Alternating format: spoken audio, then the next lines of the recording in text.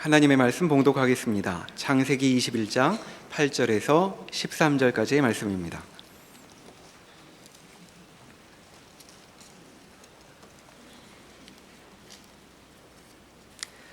아이가 자라매 젖을 떼고 이삭이 젖을 떼는 날에 아브라함이 큰 잔치를 베풀었더라. 사라가 본즉 아브라함의 아들 애굽 여인 하갈의 아들이 이삭을 놀리는지라.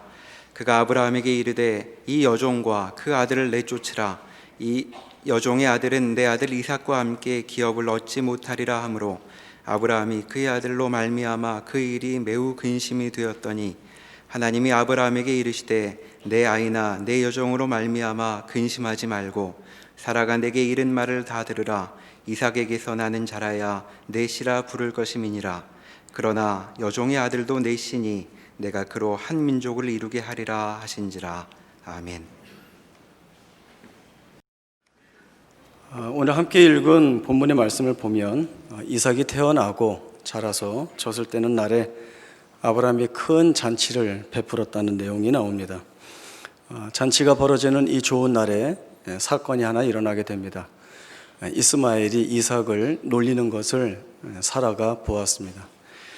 사라는 분노하여서 아브라함에게 하갈과 이스마엘을 쫓아낼 것을 아브라함에게 요구하게 되고 이 사라의 요구로 인하여서 아브라함이 근심하게 됩니다. 그러나 하나님께서는 아브라함에게 사라가 내게 이른 대로 하라 말씀하시는 내용이 나옵니다. 오늘 말씀이 지니고 있는 의미는 사라가 낳은 이삭과 하갈이 낳은 이스마엘 두 아들의 저변에 깔려있는 상속권에 대한 갈등이 표면화된 것에 대해 주목하고 있는 것도 아니고 또 한 가정을 온전히 잘 다스리지 못한 아브라함의 무능력에 대한 이야기도 아닙니다. 훨씬 깊은 의미가 담겨져 있습니다. 신약 성경 갈라디아서 3장 1절에서 14절까지의 말씀을 함께 보겠습니다.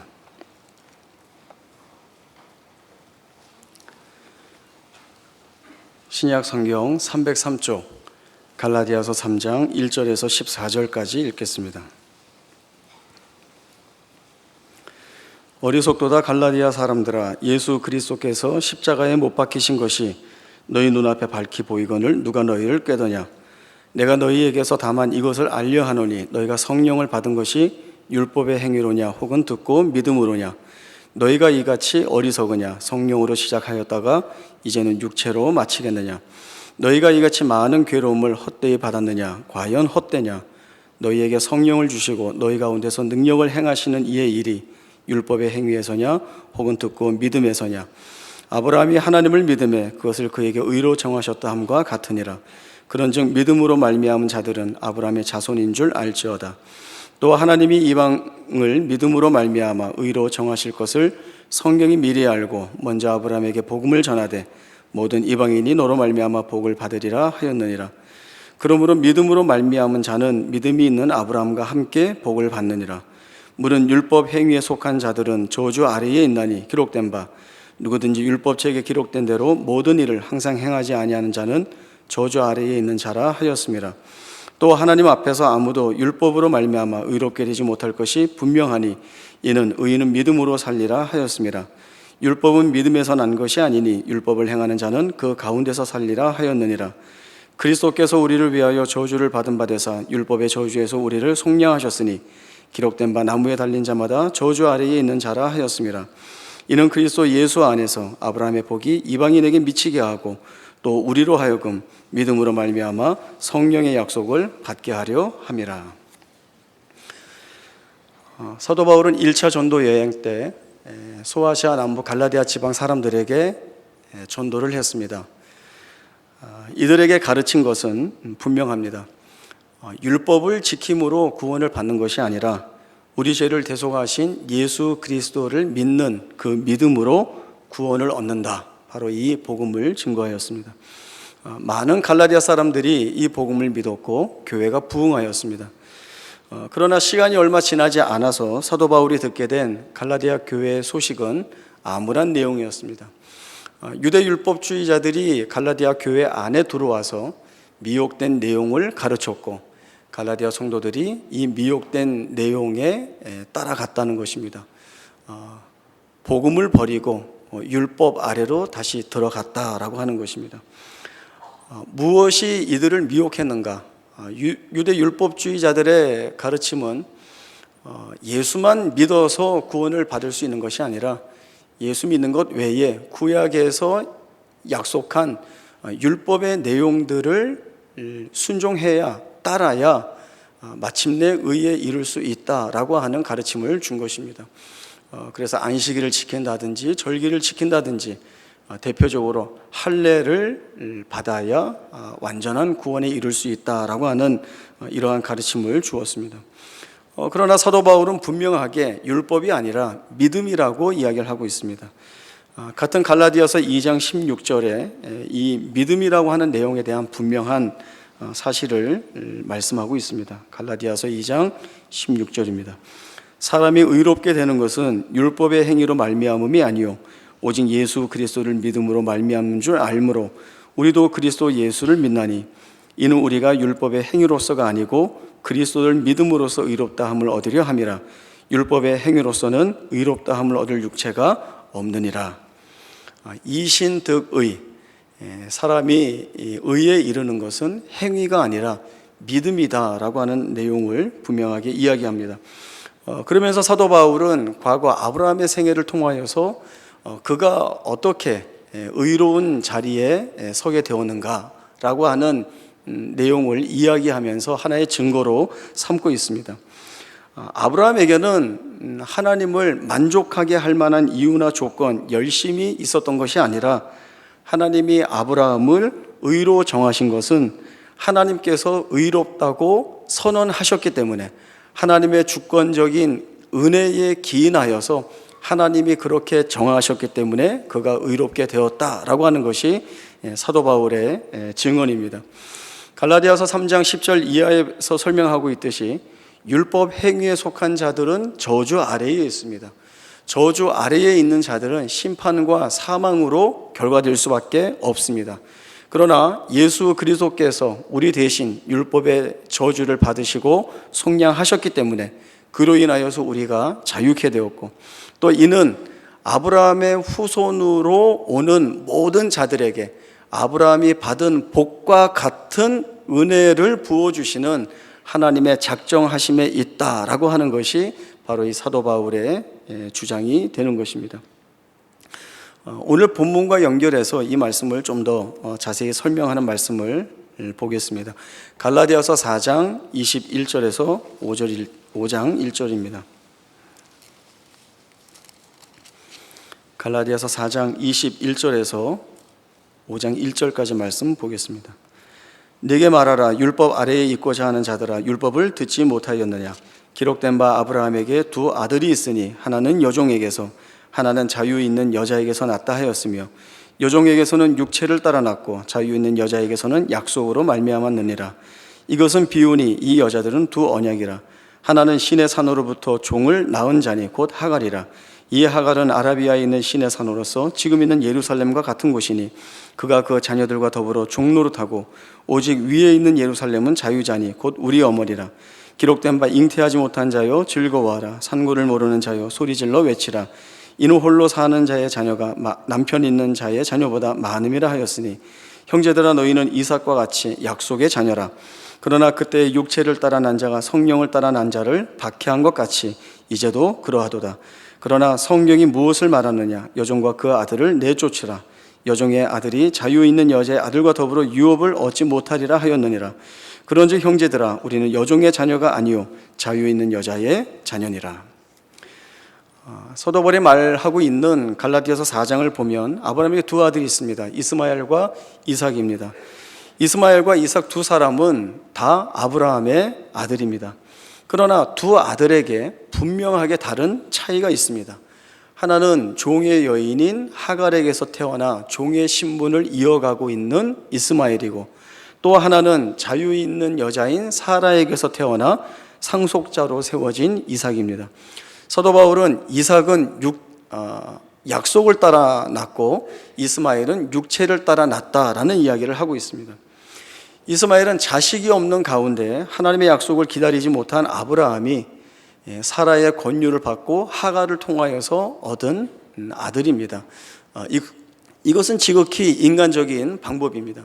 인간적인 방법이라 함은 자기가 할 수 있는 수단을 동원하여서 자기가 원하는 결과를 만들어냈다라고 하는 것이죠. 아브라함에게 있어서 이스마엘은 자기 뜻과 자기 열심이 만들어낸 결과입니다. 반면에 이삭은 어떻습니까? 이삭은 아브라함이나 사라에게 자신들이 아이를 낳을 수 없는 조건에 묶여 있을 때에, 그리고 아이를 얻을 수 있다라고 하는 소원이나 소망을 다 내려놓은 그때에 하나님이 약속하신 대로, 말씀하신 대로 주신 아들입니다. 그래서 이 이삭은 약속의 아들로 받은 것이죠. 구원, 은혜로 주어지는 것이라고 하는 것들이 바로 이러한 것들입니다. 우리가 하나님과 단절되어 죄 아래에 있을 때에는 그것이 바로 저주 아래에 있는 것입니다. 이 저주는 심판과 사망으로 귀결되고, 여기에서 우리가 할 수 있는 것들은 아무것도 없습니다. 우리 스스로 죄 문제를 해결할 수 없고, 우리 스스로 구원의 자리를 찾아낼 수도 없습니다. 그러나 은혜 아래에 있을 때 우리가 아무것도 할 수 없다라고 하는 것은 같은 내용이지만, 그러나 결과는 너무나도 다릅니다.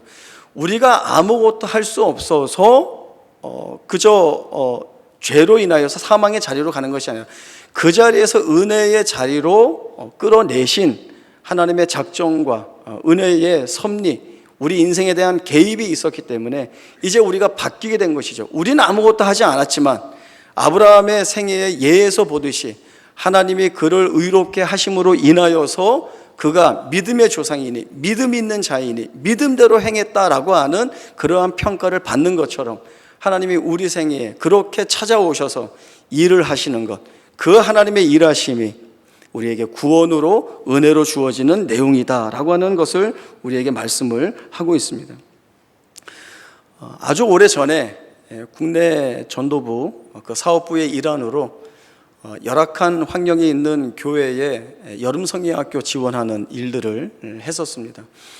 그때 제가 청년 교사들을 훈련시키고 그들과 함께 서해에 있는 안마도라고 하는 섬에 찾아갔습니다. 거기에 가서 아이들과 함께 여름 성경학교를 했습니다. 성경을 가르치고 말씀을 나누고 또 축구도 하고, 또 섬이니까 바닷가에 나가서 물놀이도 하고 맛있는 것도 먹고 아주 좋은 시간들을 보냈습니다. 그렇게 이제 일정이 마치고 이제 섬에서 나와야 되는 날 이른 시간에 배편이 잘 준비되었는가 확인하기 위해서 제가 선착장에 나갔습니다. 나가서 직원에게 물었습니다. 오늘 배 나가죠? 예, 나갑니다.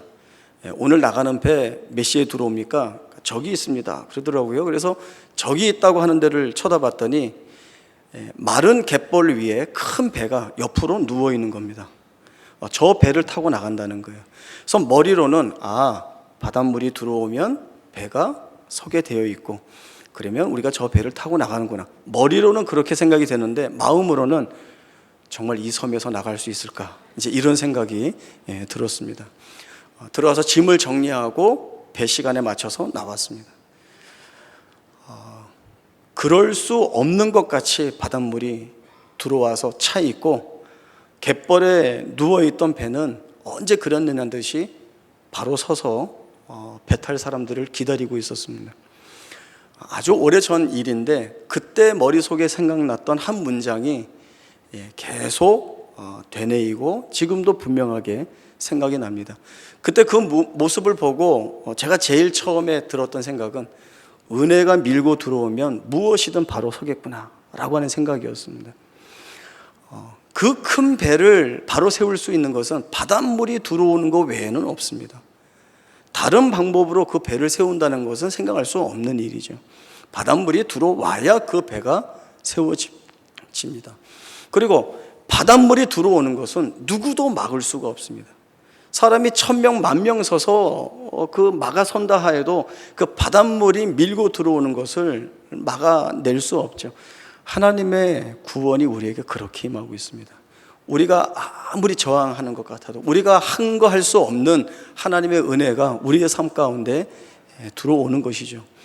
이 세상에 여러 가지 기적이 있다라고 하는데 제일 큰 기적은 내가 하나님을 믿고 있다라고 하는 것이 기적입니다. 하나님을 믿고 있으려면 여러 내용들에 대한 인정과 거기에 대한 수긍이 있어야 됩니다. 하나님이 계시다는 것, 내가 죄로 인하여서 죽을 수밖에 없는 존재라는 것, 나 스스로는 구원을 만들어낼 수 없다는 것, 이 구원은 하나님이 주셔야 된다는 것, 이 모든 사실들이 믿어져야 내가 하나님을 믿는 것입니다. 하나님의 은혜의 개입이 없이는 하나님이 계시다는 것, 내가 죄인이라는 것, 그래서 구원이 필요하다는 것, 이 사실을 깨달을 수 없습니다. 우리가 어떻게 이 고백을 합니까? 하나님의 창조의 능력이 우리의 생애에 꿰뚫고 들어와서 우리가 말할 수 없는 고백을 하도록 만들어내셔야 우리가 이 고백을 하는 것이죠. 아브라함이 의로워서 믿음의 조상으로 부름받은 것이 아니고 그의 인생에도 수많은 실패와 잘못과 그리고 잘 못하는 것과 망하는 것들이 많이 있었지만 그때마다 하나님이 너 왜 믿음을 갖지 못하느냐라고 추궁하시거나 나무라시는 것이 아니라 매번 찾아오셔서 말씀하여 주시고 그 말씀을 통하여서 설득하시고 그리고 그 설득을 통하여서 마침내 아브라함으로 하여금 항복하게 하시는 하나님의 일하심, 하나님의 역사가 있었던 것 아닙니까? 그 하나님이 같은 약속 안에서 부름받고 있는 우리의 생애에 우리를 그 아브라함이 받는 복과 같은 자리에 세우셔서 아브라함이 이제는 그 하나님을 바로 알아 믿음이 아니고는 다른 고백을 할 수 없는 자가 되었듯이 우리에게도 그 믿음을 고백하는 자로 세워주셨다라고 하는 것이죠. 우리가 한 것 아닙니다. 하나님이 하신 것입니다. 그러면 하나님이 그 말할 수 없는 은혜를 우리에게 담아주셔서 우리를 바꾸어 내시고 우리를 하나님 앞에 살게 하셨다고 한다면 우리가 그 하나님 앞에서 어떻게 살아야 되는가? 우리가 가지고 있는 부담은 늘 하나님 앞에 서야 하기 때문에 거룩과 성결의 내용, 모습을 가져야 된다는 것이죠. 그러니까 자꾸 이 죄를 씻어내는 일에 몰두합니다. 내가 잘못한 것이 없이 내가 순결한 모습으로 내가 정결한 상태로 하나님 앞에 나아가야 되지 어떻게 더러운 모습으로 나가야 되는가? 이게 있어가지고 늘 전전긍긍하고 또 어려워하고 힘들어하는 것이 우리가 가지고 있는 모습이죠. 하나님 그러지 말랍니다.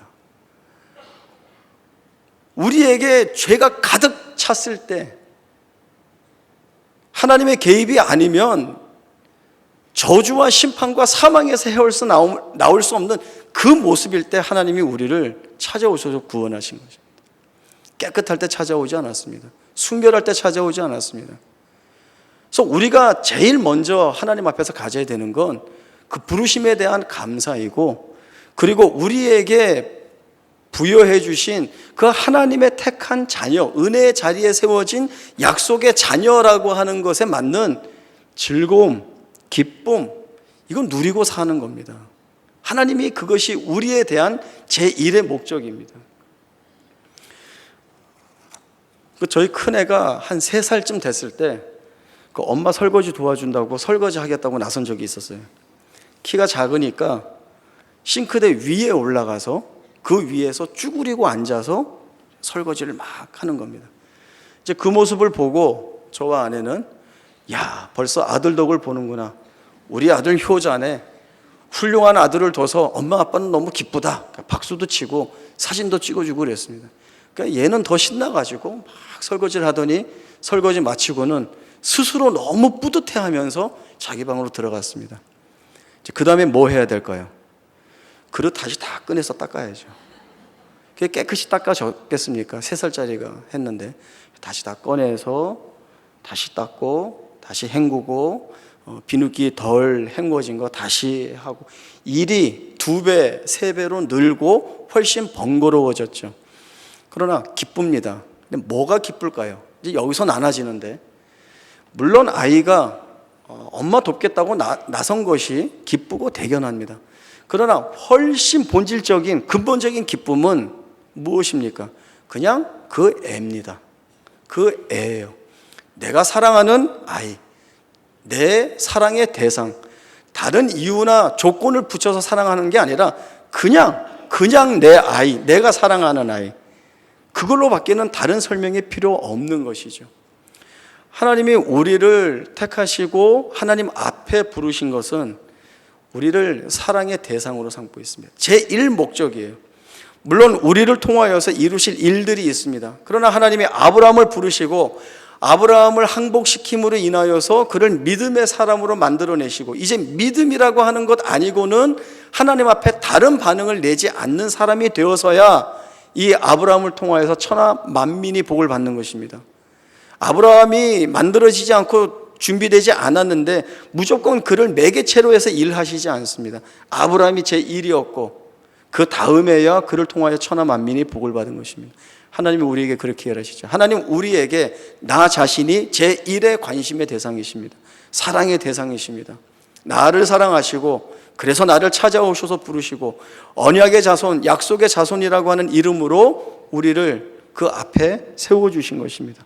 그리고 우리의 생애에 간섭하시죠. 우리도 아브라함처럼 수많은 실패와 잘못과 또 그 실수를 반복하고 있습니다. 그러나 하나님 우리에게 잘못했다 나무라지 않으시고 아브라함에게 하셨던 것처럼 내가 너에게 어떤 하나님이냐, 내가 너를 위하여 어떤 역사를 하였느냐, 내가 할 수 있는 것이 무엇이냐라고 우리를 설득하시고 그리하여서 우리 안에 믿음을 반응하도록, 믿음을 발휘하도록 일하시는 것이죠. 그 하나님의 일하심이 우리를 바꾸어냅니다. 이제 우리가 믿음을 가지게 되면, 이 믿음이라고 하는 것은 믿음을 가지고 있으면 원하는 것이 다 이루어져. 믿음을 가지고 있으면 내가 원하는 대로 다 돼.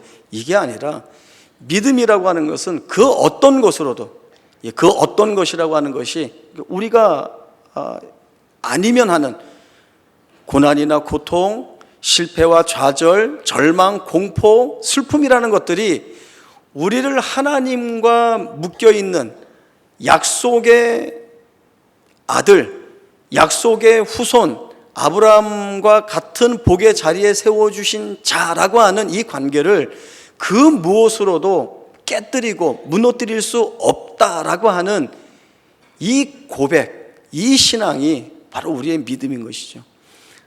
이 믿음의 고백을 통하여서 이제 우리가 달라져야 하는 것들이 대단히 많이 있습니다.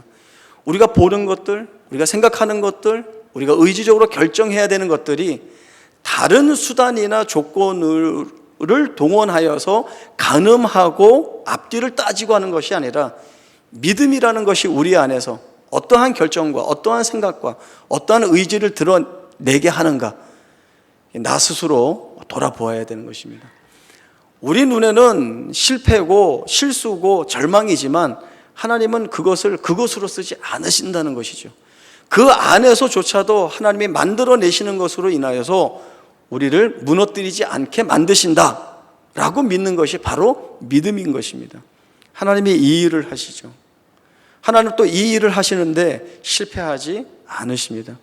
우리가 아브라함의 생애를 통하여서 수없이 지금 말씀을 반복하여 살펴보고 있는데 그 안에서 우리가 확인받는 것이 무엇입니까? 아브라함의 잘못으로 삼지 않습니다.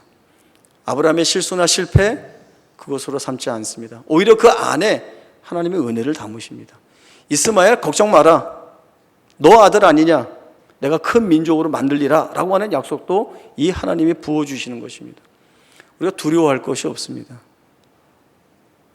오로지 우리에게는 그 은혜 안에 불러주신, 아무리 내가 저항하고 아무리 내가 싫다 해도 하나님이 정하신 이상 너 내 아들이야, 내 자녀야, 내가 너 생애에 들어가서 너를 바꾸어내고야 말 거야 라고 하는 대상으로 삼으셔서 찾아오신 이상 우리는 이 약속의 자손이라고 하는 이름을 떼어낼 수 없는 것입니다.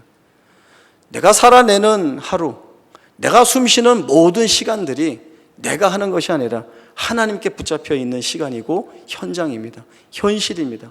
하나님이 여기서 일하시고 그 하나님의 일하심은 하나님 스스로의 영광을 취하시기 위한 것이 아니라 우리를 복되게 하시려는 그 하나님의 놀라우신 은혜라고 하는 것이죠. 로마서 8장 38절과 39절 두 절 말씀 저희가 보겠습니다. 너무나 우리가 잘 알고 있는 말씀이지만 다시 한번 이 말씀을 통하여서 우리가 확신을 갖겠습니다. 로마서 8장 38절 39절 우리 두 절 말씀 함께 읽겠습니다. 시작. 내가 확신하노니 사망이나 생명이나 천사들이나 권세자들이나 현재일이나 장래일이나 능력이나 높음이나 깊음이나 다른 어떤 피조물이라도 우리를 우리 주 그리스도 예수 안에 있는 하나님의 사랑에서 끊을 수 없으리라. 말씀으로 주고 있습니다. 그 무엇이 우리를 끊겠습니까? 괴로움이 우리를 끊어낼 수 있습니까? 절망이 우리를 끊어낼 수 있습니까? 두려움과 공포가 우리를 끊어낼 수 있습니까? 아니라고 하십니다.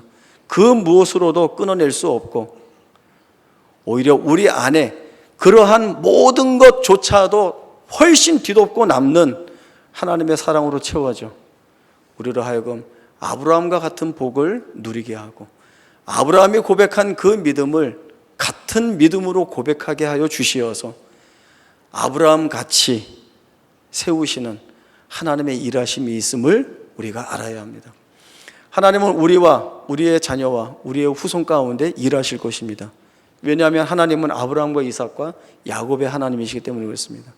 이 하나님은 우리의 현실과 우리의 세대와 우리의 역사 속에서 추호도 흔들림 없이 하나님이 일을 하실 것입니다.